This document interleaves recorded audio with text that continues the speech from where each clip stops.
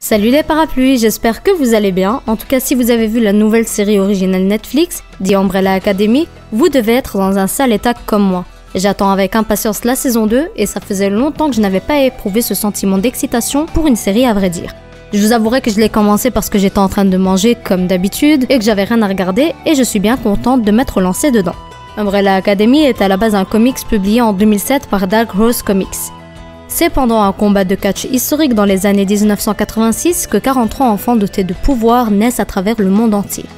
Reginald Hargreaves, inventeur richissime, se met alors à leur recherche et décide d'en adopter 7 pour les entraîner afin de sauver le monde. Ceux-ci grandissent et sont vus comme des héros suite aux nombreuses missions qu'ils ont réussies, mais un jour la team n'est plus. C'est plusieurs années après que ceux-ci se retrouvent pour les funérailles de leur père adoptif, mais ils ne seront pas au repos pour longtemps.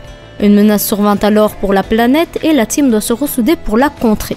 Des choses différencient la série du comics et c'est ce qui est intéressant afin de laisser libre cours à notre imagination pour théoriser sur ce que la saison 2 pourrait nous apporter. Parlons donc des personnages importants de la série et on retrouve en premier père adoptif des 7 enfants et inventeur richissime qui essaye de sauver le monde. Ce dernier cache de nombreux mystères vu qu'il est au courant de plusieurs choses sur les super pouvoirs, comme s'il en avait fait l'expérience lui-même. Il est surnommé le Monocle et est un père très froid envers ses enfants au point où il ne les a jamais nommés et ne les appelait que par leur numéro. Number 1, Luther est le leader de la team et possède une super force. Un jour, il a mené une mission seule qu'il a ratée. Pour le sauver, son père lui a injecté un sérum qu'il a transformé en partie en gorille. Il a été sur la Lune pendant 4 ans à la demande de son père. Il est celui qui écoute les ordres quoi qu'il en coûte et n'a jamais pris ses propres décisions. Dans les comics, il est surnommé Space Boy. Un lien avec le fait qu'il ait été envoyé sur la Lune? Sûrement. Number 2, Diego est un justicier hors pair qui manie les couteaux parfaitement. Ceux-ci atteindront toujours la cible qu'ils décident de toucher. Il est surnommé le Kraken dans les comics et est censé avoir une capacité en plus, celle de retenir sa respiration indéfiniment, ce qui n'est pas le cas dans la série. Number 3, Allison est une actrice célèbre dans la série et possède le pouvoir de la rumeur, et c'est d'ailleurs ainsi qu'elle est surnommée. Exemple, j'ai entendu la rumeur que tu t'abonnes et que tu actives la cloche. Allez, dites-moi que ça a fonctionné quand même. Allison a décidé d'arrêter d'utiliser ses pouvoirs depuis son divorce avec son mari Patrick et depuis qu'il a eu la guerre de Claire, sa fille. Elle cherche une vie plus authentique car elle culpabilise d'avoir utilisé son pouvoir trop souvent et pas forcément pour les bonnes choses. Number 4, Klaus, surnommé la Séance dans les comics, a le pouvoir d'invoquer les morts, mais il n'a su utiliser réellement son pouvoir qu'à la fin de la série car c'était le seul moment où il était sobre.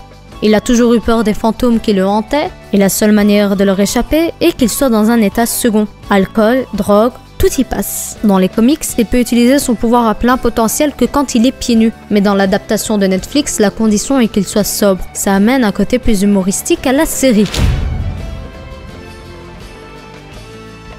Number 5, surnommé The Boy, indéniablement mon personnage préféré, est un homme de la cinquantaine dans un corps d'enfant de 13 ans. Sa capacité, c'est le voyage spatio-temporel. Dans la série, à l'âge de 13 ans, il a décidé de tenter le voyage dans le temps, malgré l'interdiction de son père.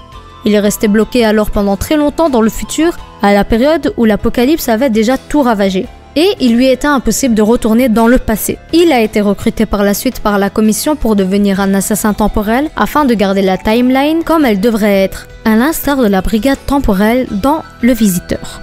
Cependant, il retournera dans le passé sans avoir respecté son contrat avec la commission. Il a su faire voyager sa conscience de 58 ans dans son corps de 13 ans. Un détail qui m'a quand même marqué est le fait que Number 5 n'ait pas de prénom comme ses frères et sœurs. Comme je l'ai dit, leur père adoptif ne s'était pas donné la peine de les nommer, mais ils ont bel et bien chacun un prénom. Et c'est peut-être dû à son propre choix de ne pas en avoir. Après tout, il s'est toujours senti supérieur à sa fratrie et c'est donc une manière pour lui de montrer qu'il est différent. Number 6, Ben, surnommé l'horreur dans les comics, avait le pouvoir de libérer les monstres qui vivaient sous sa peau. Il est mort lors d'une mission, mais on le revoit dans la série en tant que fantôme accompagnant Klaus. Dans la série, on n'évoque pas la raison de sa mort, ils disent juste que ce qu'il s'est passé est dommage. Et pour finir, Number 7, Vanya, le violon blanc, est la plus forte de tous ceux évoqués avant. Elle a toujours été qualifiée d'ordinaire et pensait ne pas avoir de pouvoir. Mais il s'avérait que ses pouvoirs étaient tellement puissants que son père a décidé de lui faire oublier ses capacités. Il a demandé à Allison de lui faire courir la rumeur qu'elle était ordinaire. Allison n'a jamais compris la raison de cette demande jusqu'à la fin de la série où elle découvre que Vanya a des pouvoirs. Number 7 a des pouvoirs liés à ses émotions. Quand elle ressent de fortes émotions, celles-ci sont transformées en une sorte d'énergie, une énergie lui permettant de canaliser des éléments. Le vent se décuple, la pluie tombe à foison et les objets autour d'elle sont endommagés. Ses pouvoirs sont liés également au son qu'elle entend, et c'est d'ailleurs la raison pour laquelle son violon va devenir son arme. Elle a également été habituée depuis enfant à prendre des calmants pour éviter que ses émotions ne se manifestent, ainsi que ses pouvoirs qui y sont reliés. Dans les comics, c'est différent car Vanya n'a réellement aucun pouvoir de naissance. Elle subit des transformations physiques et puis au final devient une super vilaine. C'est un peu le cas dans la série également vu qu'elle est celle qui crée l'apocalypse, mais tout va changer avec le voyage temporel que Number 5 et les autres ont entamé à la fin de la saison 1. Alors, comment vous dire que la qualité de cette série est extra? Je pensais qu'on aurait droit à des pouvoirs assez habituels et un scénario basique pour une histoire de super-héros, mais cette fois-ci c'est un peu beaucoup différent. L'intrigue de base est bien écrite et il y a des rebondissements là où on ne s'y attend pas vraiment.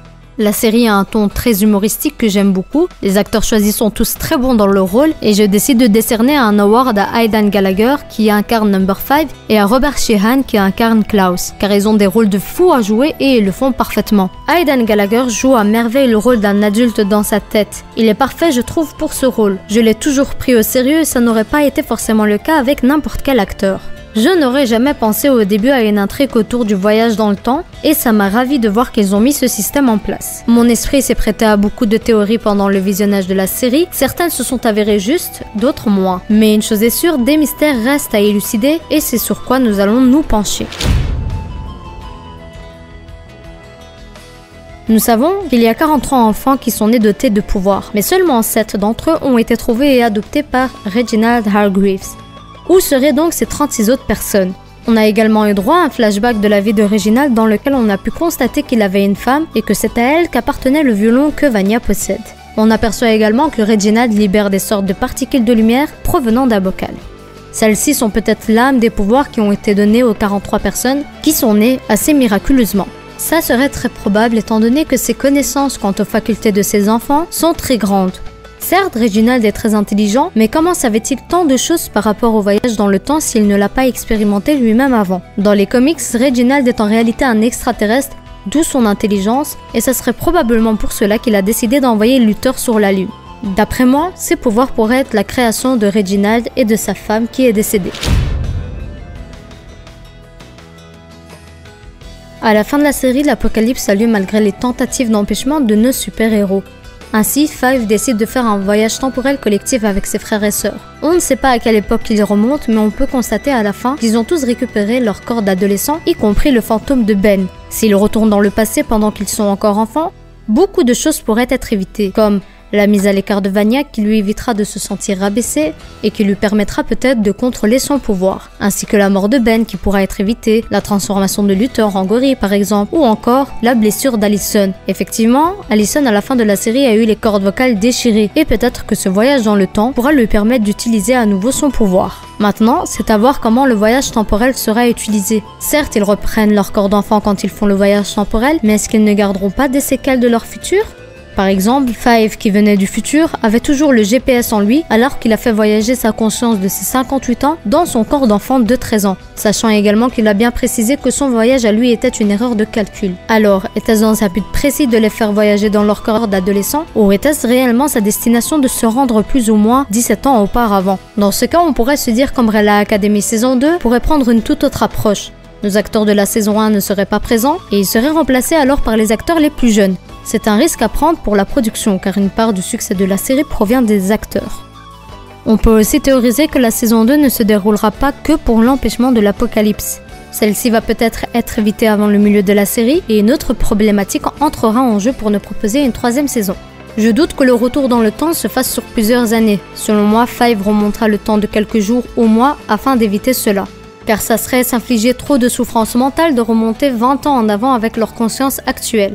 Leur but sera sûrement de faire en sorte d'accepter Vanya quand celle-ci découvrira ses pouvoirs pour éviter de la brusquer et pour empêcher l'apocalypse. En tout cas, cette série offre diverses possibilités de réflexion, de théorie et de porte à l'imagination. La saison 2 ne sera pas forcément la dernière, car si la série a bien fonctionné, il est fort probable d'en faire une troisième, même une quatrième vu que c'est une histoire de super-héros et qu'on sait qu'il y a encore 36 personnes dotées de pouvoirs surnaturels. Et donc créer des méchants et des intrigues ne serait pas si compliqué. D'ailleurs, les mystères restants ne seront pas tous résolus en une seule saison. N'oublions pas les mystères autour de la commission, des mallettes à remonter dans le temps et de l'identité du boss de la commission. En tout cas, il est fort probable que cette organisation et que ces machines aient été créées dans le futur et qu'elles aient été envoyées dans le passé, justement grâce à leur capacité. J'aurais bien aimé voyager à travers le temps afin de récupérer les réponses à nos questions, mais je suis actuellement bloquée dans un monde apocalyptique. Donc si jamais vous avez des réponses aux questions qui sont posées dans la vidéo, n'hésitez pas à les donner dans les commentaires. En tout cas, ce serait cool qu'on ait un échange par rapport à nos théories communes pour qu'on puisse tout simplement passer le temps en attendant la deuxième saison. Voilà, c'était tout pour moi. J'espère que vous avez apprécié la vidéo. N'hésitez pas à la liker, la partager avec vos amis et à vous abonner à la chaîne. N'oubliez pas également d'activer la cloche, c'est important. Et comme le dit si bien Five, le monde finit dans 8 jours. Si vous souhaitez éviter l'apocalypse, il faut vous abonner en masse. Maintenant que je te tiens dans mon bungee gum, t'es obligé de t'abonner. Hihi. Hihi.